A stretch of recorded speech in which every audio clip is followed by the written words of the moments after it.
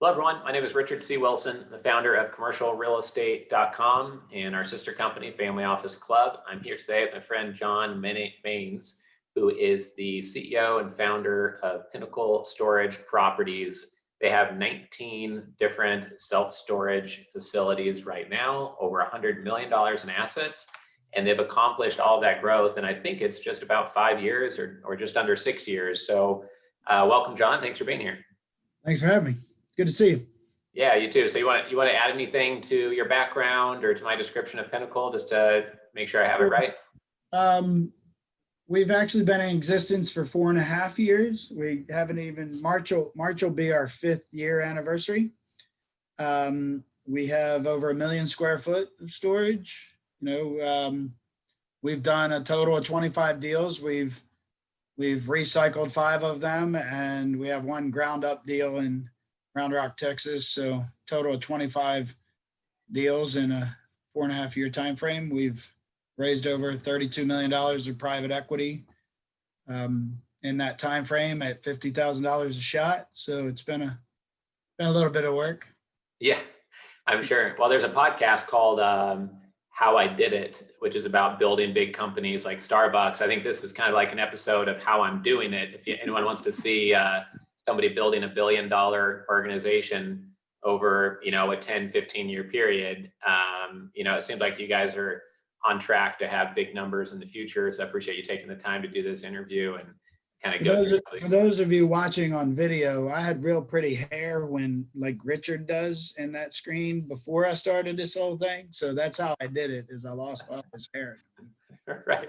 Only cost you your hair. So that's it worse, I guess. Still your beauty, at least. So yeah, geez, yeah.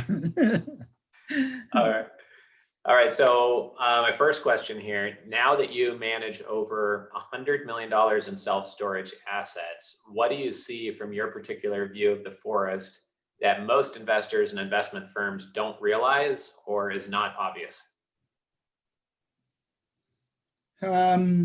I mean, for somebody starting out trying to do what we're doing, I think the biggest thing is what I see is knowing what type of relationships you want to deal with and knowing what type of money you want to deal with is really helpful. Like for us, when we started, we had a general concept of the type of equity we wanted or the type of debt that we wanted. And we explored those, and explore is probably a good word.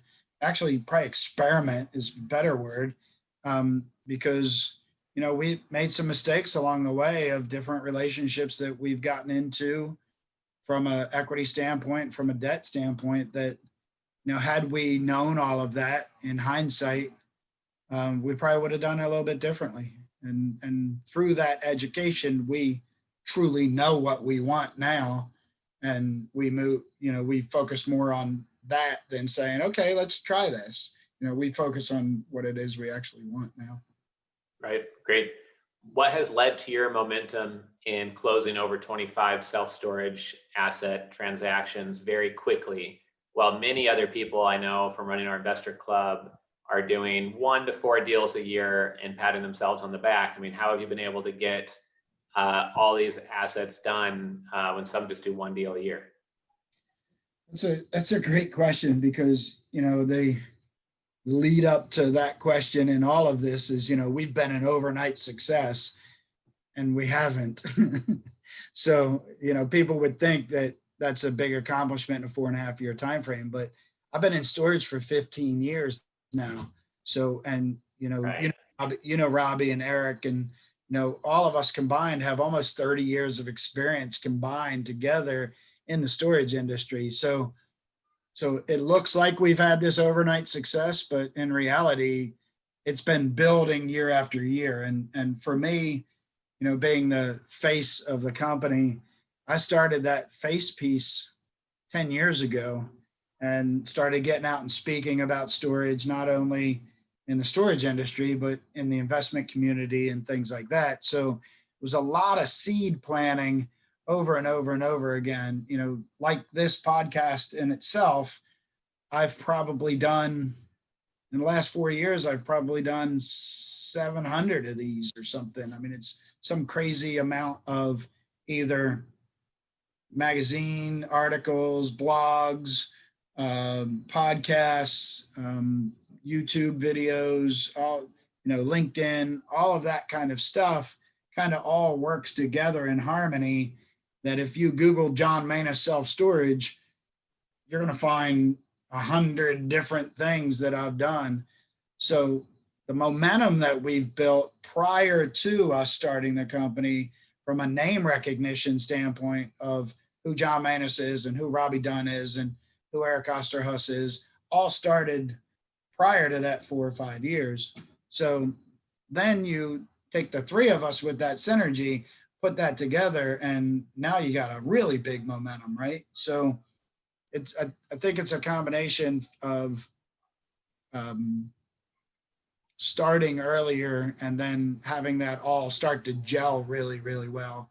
And this, I don't have it on today, but I wear those funky looking jackets at every conference and stuff. And we get known for who we are. We're a little bit goofy. We're pretty much, blue collar type of guys in a white collar environment. And, when people approach us, we're just common people. So I think that's likable as well. Right. Yeah, it's pretty rare to find anyone with a sense of humor in the industry. So just that alone sets you apart from 95% of everyone else bumping around at conferences in their starch suits and acting very robotic. So makes you stand out.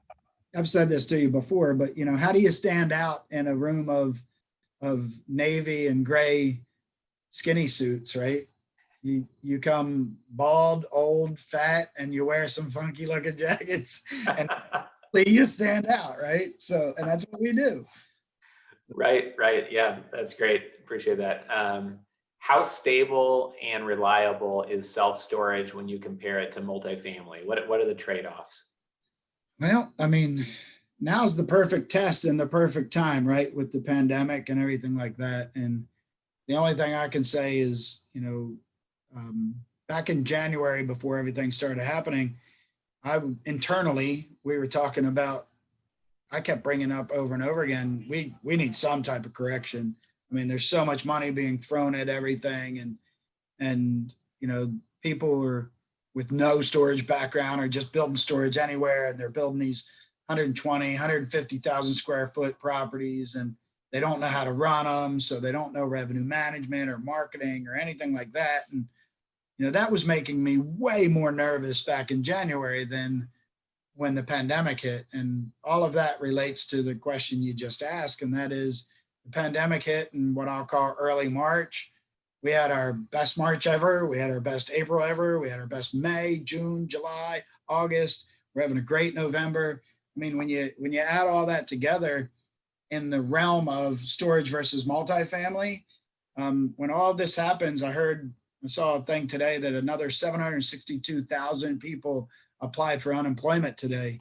I mean, when they can't pay their rent, like in multifamily, or they can't pay their mortgage, like in single family, what do they do with their stuff?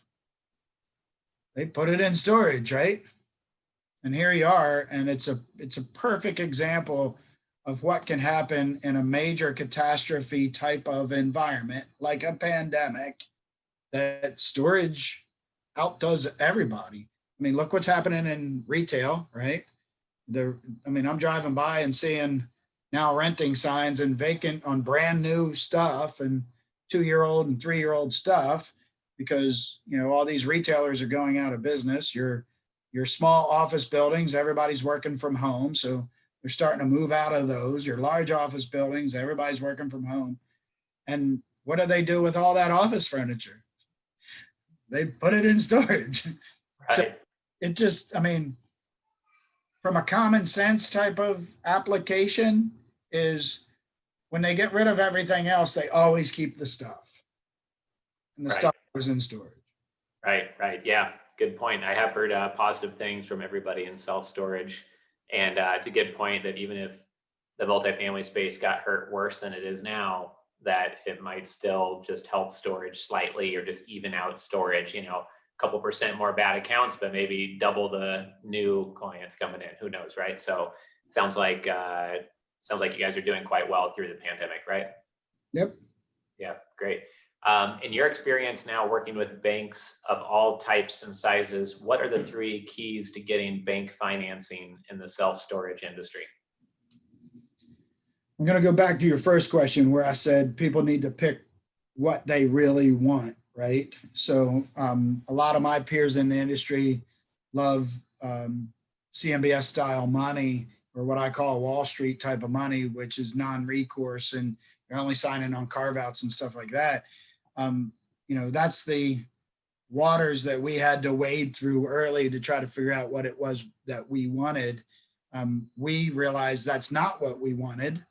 And in the end, it actually worked out pretty good for us, because tying that to the pandemic conversation is CMBS style money instantly dried up because of what happened. And we were still buying deals. I bought a deal in June and got it financed, right? So the couple points that I would make there is one, pick the horse or the style bank you want. We like local, mom and pop, credit unions, those type of things, because of the flexibility in some of the terms. You can get better interest only.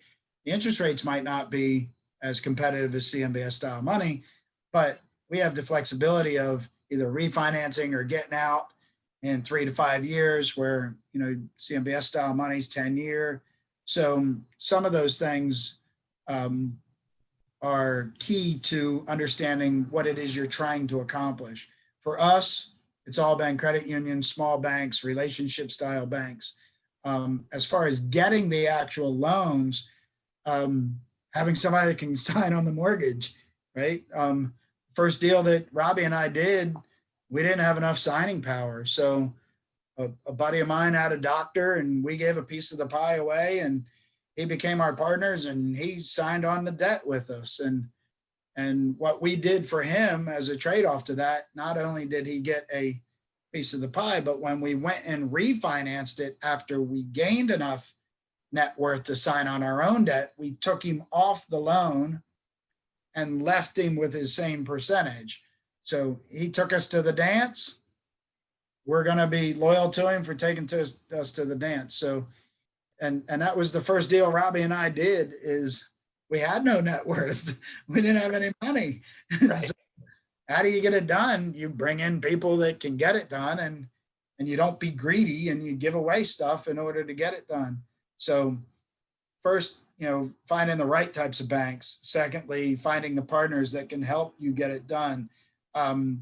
Third is, once you do find those banks, continue to be loyal to them and build relationships with them. And I realize some of them only have like a $6 million limit, or a $10 million limit.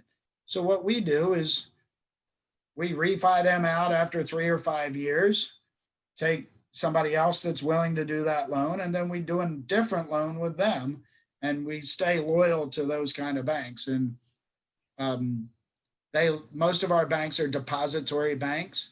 So where we possibly can, because we're an operating business as well, all of those deposits go into their bank. So right. Even when we skip the loan and refinance it, we still send them our deposits, knowing that we're going to go back and still have a relationship with them later. Right. Yeah, that's great. I love how you pointed out, needing to be creative and not having an excuse of like, oh, I'm not worth a lot of money, so I can't do anything.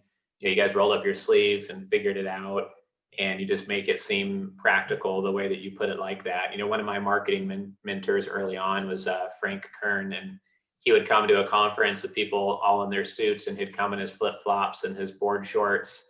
He would say, look, if I can do it, you guys can do it, because I'm not some fancy Wall Street guy. It's not that hard. It just takes a lot of hard work. And, it reminded me of that when you talked about that, just creative ways to get the deal done. I think that's awesome. What's the number one smartest due diligence question a new investor could ask a self-storage investment firm when getting to know them? That's a great question. Probably the number one thing, we probably try to understand how they underwrite. So like in self-storage, it's an operating business, right? So because of that, I can plug in pie in the sky type of increases and so on and get my numbers to work. So, a lot of times you'll hear, well, I'm looking for an 18% or a 20% IRR or better. Well, I can plug anything into my model and make it say 18 or 20%. I mean, so understanding how they underwrite, and this is to a fault, we underwrite from a conservative nature and a consistent nature from deal to deal based on operations and what we think we can do with that property. But we try to hedge in negative ways wherever we can. So if we know payroll for a store is $60,000 a year, we plug in 70, right? If we know that the late fee revenue average for that particular market is 3%, we plug in 2. So understanding how they underwrite to get to their numbers, so that if they're presenting you with a 16 IRR, are they going to overachieve that number? Or are they going to underachieve that number? In our case, I'd rather under promise and over deliver than vice versa. And that's if I was an investor, that's what I would want. If I'm going to give you my money, I would want to know how you underwrite. So I would ask all different operational questions on how to underwrite, what they're putting into their underwriting model. I'll give you another great example is, a lot of people talk about cap rates, and if you're entering on a 6 cap and you're a 5-year exit, what are you exiting at? Well, if I put in my model that I'm exiting in a 6 cap in 5 years, which probably is going to be the case based on how interest rates are going right now, then that's not as conservative as if I exit at a 7 cap. And now my numbers are, so if the interest rates stay the same and I exit at a 6 cap, we're all going to make more money, right? So understanding what numbers they plug into their model to get there, like a lot of people will buy on a 6 cap and exit on a 5 cap and their numbers look great. Well, if you look at my model, I buy on a 6 and exit on a 7 and my numbers look okay, but I'm probably going to exit on a 6. Right. Yeah, it's a true hallmark of an amateur when they have like really rosy estimates of everything across the board. Just makes you roll your eyes. Or like the last property that I acquired, they were selling it on a pro forma cap rate, and I had to do the work. But they're saying, oh no, it's this, here's the cap rate. Like, well, no, the current cap rate is so god awful, you would never put it in writing. So, pro forma cap rate is not how you value something. So yeah, that's a great comment to make to avoid. I found one today that is being sold, a storage property in Huntsville, Texas, which is the kind of markets we like. We like secondary and suburban and some tertiary markets. And it's more of a secondary market. And like we're buying it anywhere from $40 a square foot to $70 a square foot in better markets than Huntsville. And they're asking $88 a square foot and a 5.5 cap rate on the broker's pro forma. And I was like, huh? And I was like, it's overpriced. And 2, on the broker's pro forma, he doesn't know how to operate these things. Right.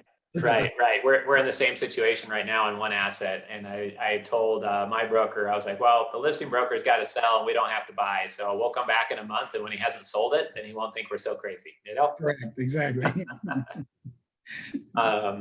What is the number one thing that you look for in due diligence on a self-storage facility that determines if it's worth your time? So we buy undermanaged, underenhanced, underexpanded properties. So what I look at is like whether it's undermanaged and underenhanced first. So, and if it's too small, I look for the underexpanded piece of things to be able to expand it to get the numbers where they need to be to support the infrastructure that we do. But like I am not a buyer of 42nd and Main, downtown New York, self-storage property. And I don't buy I buy off existing cash flow knowing that it's undermanaged. So for me, I can do back of the napkin kind of stuff, knowing the different markets, knowing what their revenue per month is versus my expenses, and be able to look at it and see if it has some hair on it that gives me a value add type of play. So for me, it's, I'd love the bruised banana self-storage properties. And what I mean by bruised banana is that worn out tan with the chocolate brown doors that they did back in the 70s. Right. I want to buy those properties. So when I see that, I get all excited, right? I'm like, oh, that's got some opportunity, because we paint them pelican tan and bright red doors. So they pop out of the community, where that bruised banana just looks so worn out and drab. So that's the kind of stuff I look for before I even get the numbers. Like, I don't buy anything that's cinder block. I don't buy anything that has drywall inside the unit. And not that you can't make money on those, because you can. If one, you're not going to pay a 6 or 7 cap for them. You should pay an 8 or 9 cap for them. But so if you buy them at 8 or 9, you can make money off of them. The difference is you're not going to exit them at a 6 cap. You're just not. So Right. For me, I'm trying to build a REIT portfolio with undermanaged stores that I clean them up, I make them pretty, I group them all together and sell them in one big shot to somebody. So because of that, the REIT quality VCs, or the actual REITs, or these large pools of money, they don't want cinder block buildings or drywall inside the unit. So when I ask or stick built. So when I ask those questions and the answer is yes to concrete, stick built, or drywall, I don't even bother looking at it. Right. Saves a lot of time. Mm-hmm. What metrics drive the success of a self-storage business? So something as simple as like your conversion rates online. You got to have a great website. You got to have a good marketing company. And we've partnered with Fine View Marketing, and they drive those results and those metrics for us. So being able to not only drive the clicks to your website, but the click-throughs, and then how they convert to actual reservations and actual rentals and or phone calls means a lot. The revenue management. So, what I know is 6.9% of your population moves out at any given time for whatever reason. And when you send rent increases, 7.2% of the people move out with rent increases. So the difference in your delta is like 0.03 when you send rent increases. So knowing that, I always say revenue management is a fear-based program. So if you fear that you're going to drop occupancy, or you fear you're going to lose revenue and so on, go to the numbers. And the medium is, call it 7%. So if you send a bunch of rent increases and 18% of the people moved out, stop sending rent increases, right? If you send a bunch of rent increases and 3% of the people moved out, you weren't aggressive enough. Send some more. So those kind of matrix are what we look at on a constant basis, is what our volume is, what our conversion rate percentage is, and then, that's on new customers. And then on existing customers, if you send them rent increases, what that conversion looks like. I mean, I could throw all kinds of statistics at you. The industry is $6 for every move in on merchandise. We average $20. I mean, the industry standard is 1% on late fees. We average 3%. So, what I look at when I'm looking at a deal is if they have a $10 late fee on the 10th of the month and no other late fees, I'm like, yeah, baby, let's buy that store. So I look at all those kind of averages, knowing what we do, and then knowing we do 3%, but I budget 2%, so that I have a little wiggle room, and they're only getting 1%. I know I can make money off of it. Right. how much of self-storage is really an operational game versus a real estate acquisition process? For example, hospitality and senior living, heavily operational. A parking garage or a big warehouse that you don't have to visit more than once a year is heavily non-operational. Where do you think self-storage lands on that? It's funny you say that because you know this. I'm the operator on our team, right? Right. And I've always said in this industry that operations doesn't get enough credit because, you know, everybody's financially focused from a asset standpoint and not from the operations. But the reality is the operations is what drives that revenue, which then gives the value to the asset. So in this industry, I would say that it's not as heavily move in, move out as a hotel would be, because you get daily rentals, right? Which is a lot of churn, but it's as operationally heavy as a hotel would be, other than the move in, move out on a daily basis. You still have to clean property. You still have to maintain your curb appeal. You still have to have a good brand, you know, and like in the hotel industry, you can stay at a Motel 6 or you can stay at a Hilton and you got two different qualities, right?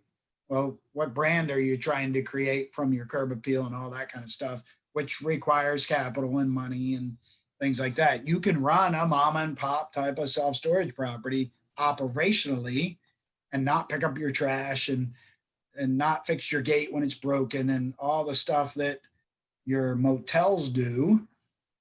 Or you can run it like a Hilton, or you can run it somewhere in between. We try to be the Hilton, and we go in and we take the motel and fix it up to be the Hilton.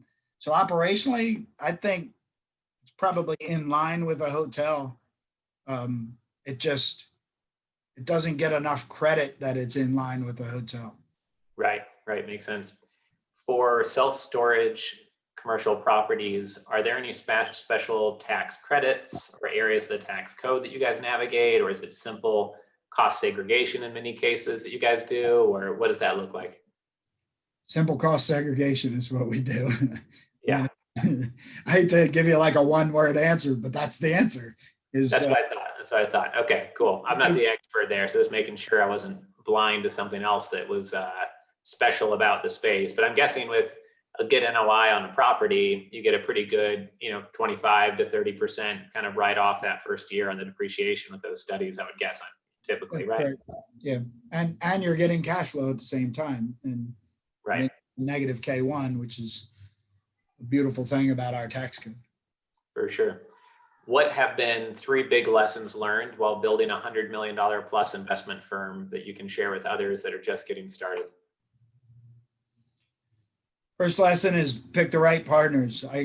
As you know, I got 2 great partners. I mean, the camaraderie, synergy, all the fun that we have, everything like that. We're allowed to call each other's kids ugly. I mean, all of that stuff.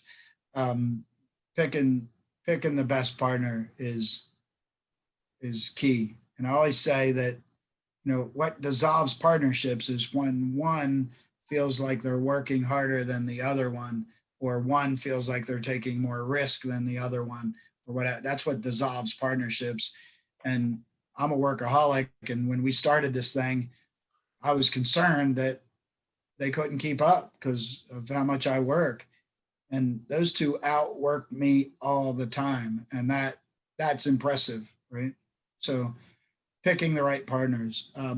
Secondly, being an operational business is building the right team. So we have currently now 15 home office people, and each of them not only have their own roles, but they play in each other's sandbox all the time too. So, building that right team of people, getting the right people on the bus, getting them in the right seat, all of that, I think is something key. The other thing is the marketing machine that we've created is if you're going to bootstrap stuff like we're doing, then you got to have a good marketing machine And I don't mean a marketing company. I'm talking about, you got to be out there. You got to be front facing. You got to get people to know who you are. And like coming to your family office conferences, you know, this is, by the time we leave there, everybody's talking about us because of them damn jackets, right? So that's the marketing machine that I'm talking about, is getting out there, getting people to know you, having good, solid conversations, following up when people call you, posting on LinkedIn, you know, whatever avenues that you utilize, blogs, videos, etc. A combination of all of it. Get that marketing machine out there and get people to know who you are. And the more success you have, other people want to be part of success, right? So they see your success and they go, "Ooh, wait." And I go, "Where were you 3 years ago when I was busting my ass," right? And now you want to play it with us. Okay, now I can listen, right? So Right. that combination of getting the marketing machine out there makes your telephone ring all the time. Like I was telling you, we closed 3 deals last week, and the 2 deals that I raised $1.4 million on, I raised $1.4 million in 10 days. Wow. Phone calls or an email out to your list or what? I didn't even email blast it. Really? So I had a list of people that I've been talking to. I picked a phone, called them, sent them the deck. I raised $1.2 million that way. And then I email blasted to my 40 people, and the last 200 was gone. Just like that. So that's what I mean by that marketing machine. Like right now, we've got like 13,000 people on our distribution list.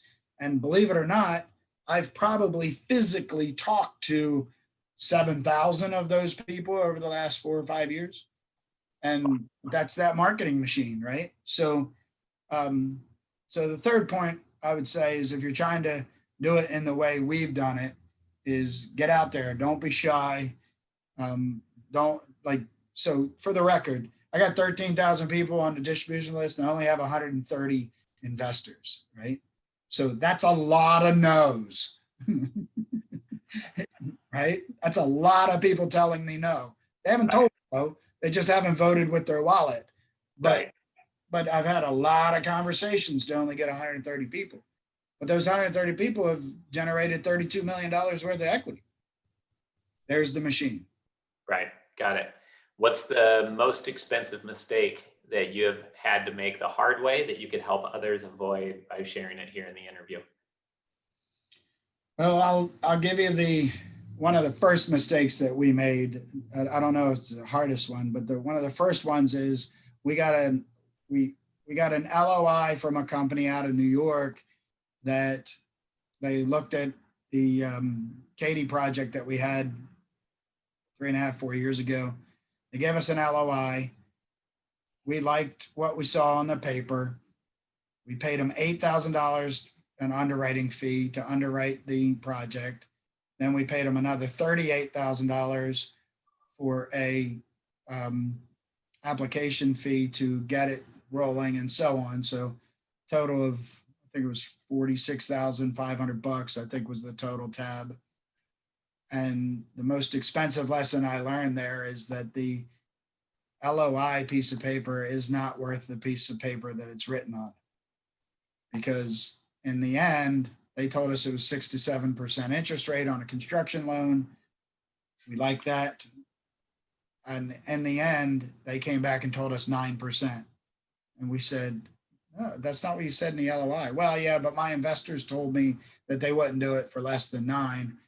And we literally lost $46,000 like that. And we lost it when we had no money. Right. So it hurt twice as hard by knowing. What I've learned is LOIs and term sheets mean nothing. I mean, their execution is what means something.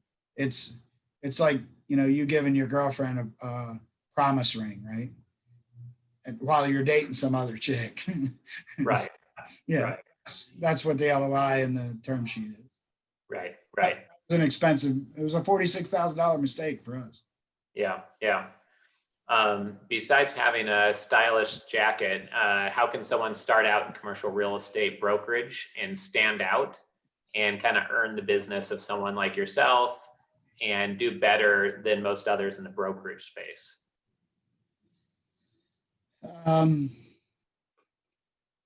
Create a good brand, credibility, honesty, likability. We have this motto internally that we deal with people we like, trust, and respect. And, I think the biggest thing is there's so much greed in the world, and it can correspond into this industry that you just can't go in being greedy or wanting to do it just for the money.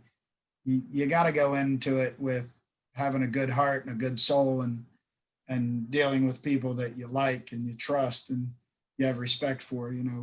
We've walked away from over $1 billion worth of equity in the last 4.5 years. And it's because they haven't fallen into those 3 categories. So creating that brand for yourself, but having the brand that has credibility and honesty and stuff behind it, I think is really the best advice I can give to somebody if you're starting out as a brokerage from scratch is you got to be somebody to rely upon. You got to, as stupid as it is to return somebody's phone call or something, that means a lot in today's world. In the world of 3,000 emails a day, it's nice to get a response back from somebody sometimes, right? So having that type of credibility and putting yourself out there with that good type of credibility is probably what's made us the most successful, is people trust us. Right. And for a niche like self-storage, we were chatting before the video started about working with a lot of different brokers. So I'm curious, are there any brokers with a really unique fee structure? Like, for example, is there a broker out there that'll take half their fee and equity in the deal instead and just charge you less fees? And do you like that? Or is there any other creative stuff that brokers are doing to win your business and be more aligned? We've done all kinds of stuff. So that's what I said before, is it sounds like we've been an overnight success, but the reality is it's all based on those relationships of trust. So if you're getting in a conversation with a commercial real estate broker and you say to them, look, if you find me a true off-market self-storage deal and you bring it to me and we buy it, I'll give you a couple points on the deal, or I'll make you a sponsor right along with us, or whatever the case is. Well, you better damn well do that when they bring you the deal, right? And that's the problem with this industry is, well, you know what? I told you that, but there's not enough to share here. So, right. So I was going to do that, but I really can't. Well, tell them that in the first place. Right. So we've done a whole bunch of that. We've got different brokers that are partners on our deals. We've got different brokers that have left their fee in the deal. And we've got different brokers that we strictly funnel deals through so that they can be part of the deal. There's, we're loyal to a fault in that way. And, and through that, like, I like talking to young, hungry brokers that are trying to not only get into the industry, but are trying to build wealth for themselves. And I tell them just that. If you bring me a true off-market deal, I'll cut you in. They go, really? Yeah. And they go, wow, okay. And I've probably done 5 or 6 of the 25 deals like that since we've done 25 deals. Okay. What is standard in the self-storage industry for a brokerage fee? And then what's the standard if they're getting equity instead of a fee? I don't know that there's a standard. I think it's all, so I think on the brokerage, like if you're selling a property, the fee is anywhere from 1% to 5%, sometimes maybe 6%. And how that typically works is the larger the property in dollars, the smaller the fee. The smaller the property, the larger the fee. And it really comes down to what the broker feels his worth is in getting the property sold. So, if you're going to bust your butt for a property that's selling for $1 million, you're taking 5%, which is 50 grand, or you're going to bust your butt to sell a $10 million property and you take 1%, which is $100,000, you see the difference, right? It's the same energy and effort, but you got to get paid. So I think the standard there varies based on the volume, the size of the property. Right. When it comes to helping them, like it depends on, how you syndicate your deal. Like for us, because we use $50,000 checks and not a VC capitalist type of company, and because we do mom and pop type of debt where we sign on the debt and we're at risk on the debt, we take a bigger piece of the back end, call it 30 or 40%, where if you deal with a VC type of company, you're going to get 10% or 20% of the back end. Well, if I'm taking 30 or 40% of the back end, I can give that broker 5 points of that or something just for bringing it to the table. So when it comes to that kind of stuff, we're pretty generous, and because we want to get things done.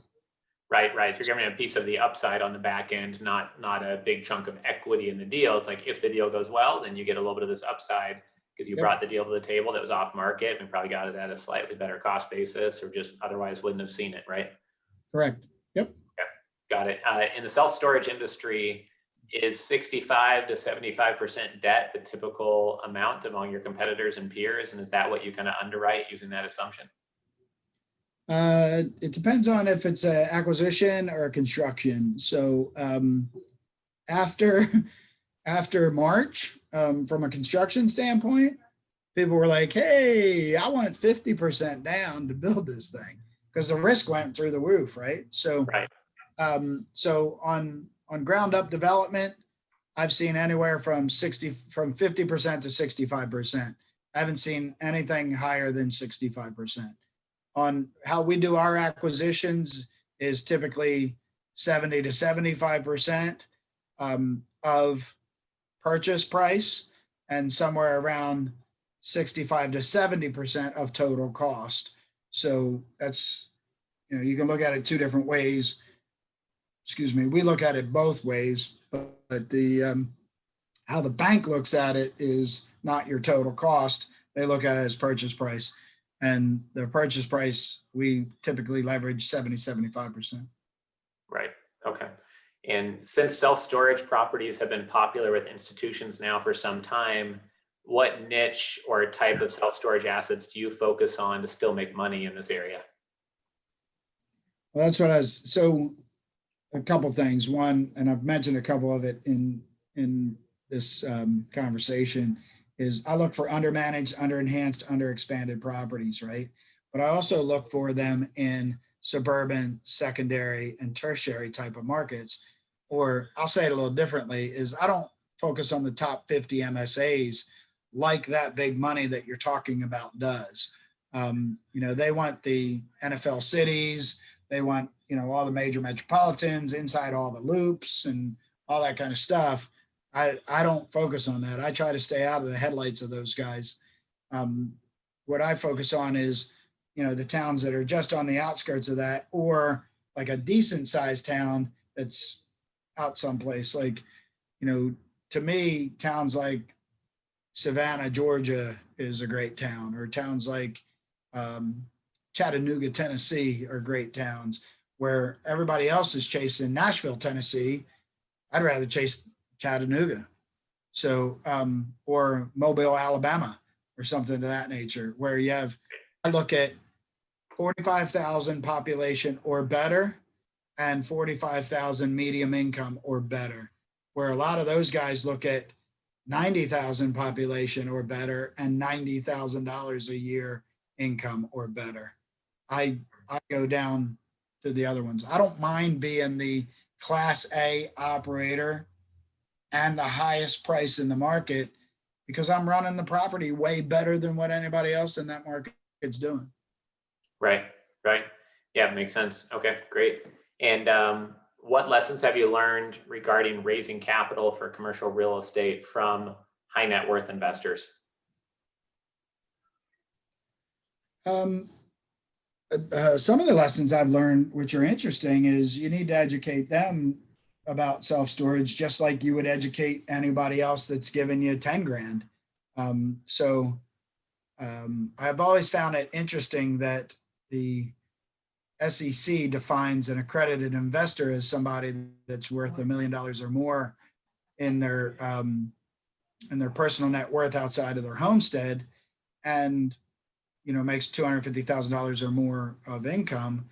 I've always found that interesting because money doesn't necessarily translate into education, and education doesn't necessarily translate into money, right? So Right. because of that, what I've learned about a lot of high net worth individuals is you have to teach them the same about self-storage and how to invest in a different asset class or a different business model than what they've made their money in, because that's what they know, right? So if they made it in tech, they know tech, they know how many multiples tech trades at after you build up a company, and then you move it over to a hard asset like self-storage and they go, okay, I'm going to start all over. Tell me what I need to know. The good news is they're more educated than most, but they're not fully educated to why storage is a good asset or how to invest outside of what they're used to. Right. Makes sense. Okay, great. And how would you do things differently in growing your commercial real estate investment company if you were starting all over today, knowing what you know now? I would have picked a horse on equity and picked a horse on debt based on what I know now back then. One of the things I didn't tell you is I sourced a VC company out of Dallas early on that wanted to do $200-300 million worth of storage. I created the business plan, I created the brand, I created everything, all the PowerPoint slides for them to go do the dog and pony show like I do now, right? I created all of that. And in the end, they sent me an employee term sheet. And they told me they were going to make me a partner the whole time. So knowing that kind of stuff now, I ask the right questions now to know what that looks like, right? Before you've had the baby together, right? Yeah, that's something I'm in the middle of right now at the dental clinic chain, just about to help them and advise them or maybe join their board. But I've told them before I do really much of anything, we need to have, our agreement in place and, have expectations on the table, right? Because my assumption of what a partnership looks like might be very different from theirs, especially after I've given them all the goods of my brain ideas, just like you did, and hard work, et cetera. So most people have to learn that the hard way, like us. I learned it a couple of times the hard way. Yeah, I like to call that being Wall Streeted.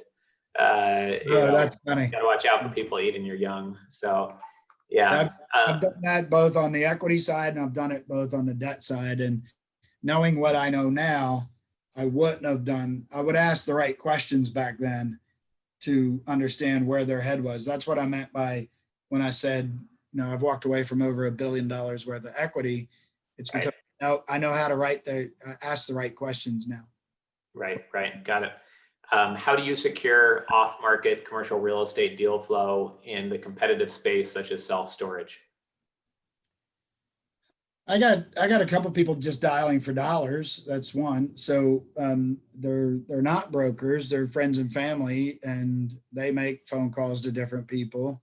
I have strong relationships in the brokerage industry. Like there's one guy here in Houston that we've bought 8 or 9 deals off of already. And then there's all these fringe relationships that we've created. And there's a couple of young brokers that just keep giving us volume, which is really super cool recently. So, and I've looked at 350 deals in the last 14 months and we've only bought 5, right? So you kiss a lot. Last week, so it was a good week, huh? Yeah, 3 were last week. That's correct.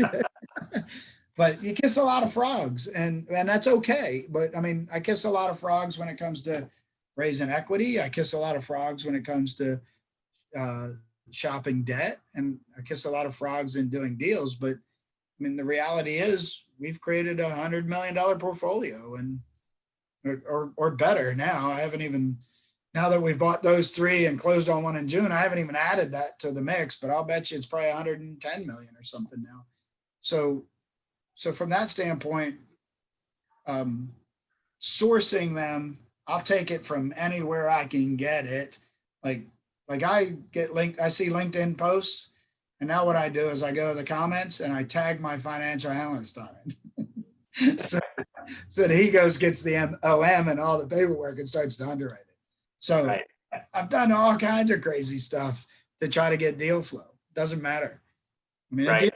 a deal's a deal to me, right? Right, for sure. What is the number one tip you can provide on negotiating the price down on a commercial real estate property? I don't know, because I've never really negotiated it down into the market. No. Relationships, I think, is probably the big thing. Like we have a new financial analyst, and we went to look at a property in Lake Jackson, which is south of Houston, last week. And he said, well, why are we driving here? It's really not due diligence. So why are we going here? And I said, well, we're going to go meet the owner. The broker can't meet us there, but we're going to go meet the owner, and we're going to see if we can build a relationship with them. So I get down there and we start talking and everything with the owner, and we spent probably an hour and a half with her. And by the time it was all said and done, I had her convinced to carry a private mortgage on her property for us. Well, that's not going to happen through a broker. That's not going to happen through, well, it can happen through a broker, but they want to know that they like you and trust you and things like that. So right. The number one tip I would give is it's still a relationship business. Get out there and build those relationships, and they'll prosper. But when you're out there building it, don't screw people left and right, because you're going to get a reputation and you're not going to get deals done. So go out there and be honest and be truthful. And, if it's not a deal for you, tell them it's not a deal for you, and so on. So the number one tip I could give is go out and build good, strong relationships, and they'll pay off. Right. Great. And my final question here, if somebody else is listening and they're focused on their own separate niche area and they wanted to grow to 100 million in assets as quickly as possible, what would you suggest to them that would help them greatly?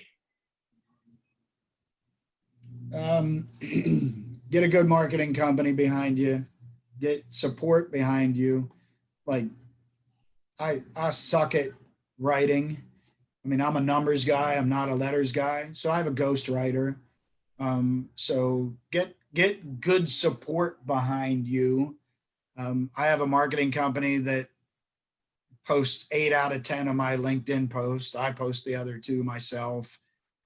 They this is they put together my investor packages, because when I was doing them, it was a Word document. And now they're nice and pretty and all that kind of stuff. So get good support behind you. We just hired a really good investor communications coordinator that knows and understands Zoho, which is our CRM platform. And she's absolutely amazing with all of that. So I don't even have to tell her, go do this. She just goes and does it. So getting that all behind you just fuels it. It just takes off really, really fast. Yeah, that's awesome. Great. Yeah, well, I appreciate the interview here today. Tons of great insights, compact into an hour interview there. And I'm sure many people are going to benefit from this. What's some way that somebody could get in touch with you most easily if they had more questions or way to work together, a property? Sure. PinnacleStorageProperties.com, John at johnmanes, MANES.com, or 210-818-1496. Come join the fun. Awesome. Thanks, John. Appreciate your time here today. Great to see you. I haven't seen you in so long. So it's good. Yeah, you too. Bye, Too long. Take care. Bye. Bye. This content was created by commercialrealestate.com. Access our community, investment databases, training, and live events by visiting www.commercialrealestate.com.